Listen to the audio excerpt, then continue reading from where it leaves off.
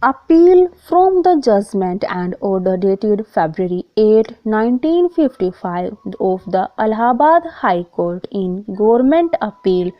arising out of the judgment and order dated July 24, 1953 of the Court of the Civil and Sessions Judge in Sessions Trial. The respondents before us were put up for trial for offences under sections 147, 302, 325 and 326 Indian Penal Code read with section 149 of the same code. On July 25, 1953, the temporary civil sessions judge acquitted them. The state of Uttar Pradesh apparently felt aggrieved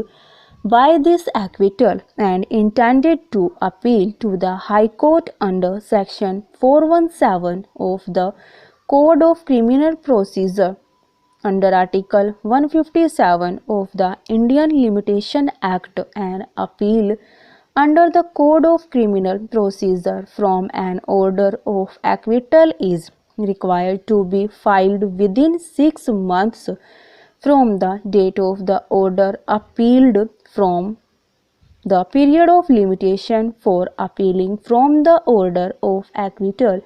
passed by the Sessions Judge on July 24, 1953, therefore expired on January 24, 1954.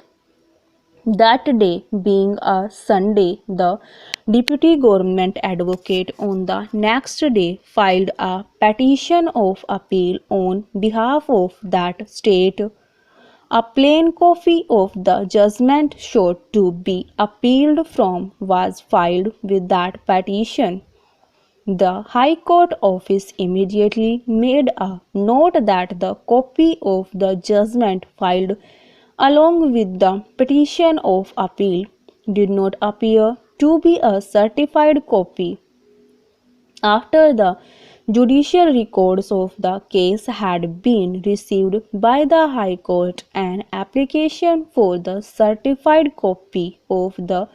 judgment on the trial court was made on behalf of the state on February 12, 1954. The certified copy was received by the deputy government advocate and he presented it before the High Court when he made an order that the certified copy be accepted and that 3 days further time be granted to the appellant for making an application under Section 5 of the Indian Limitation Act for condoning the delay in the filing of the certified copy. According, an application for the condonation of delay was made by the appellant on the same day and that application was directed to be laid before a division bench for necessary orders. The application came up for hearing before a division bench. At the hearing of that application, learned counsel appearing for the appellant urged that as there was in the circumstances of this case sufficient cause for not filing the certified copy along with the petition of appeal, the delay should be condoned and that in any event the filing of the plain copy of the judgment of the trial court along with the petition of appeal constituted a sufficient compliance with the requirements of section 419 of the Code of Criminal Procedure. By their judgment delivered on December 7, 1954, both the learned judges took the view that no case had been made out for extending the period of limitation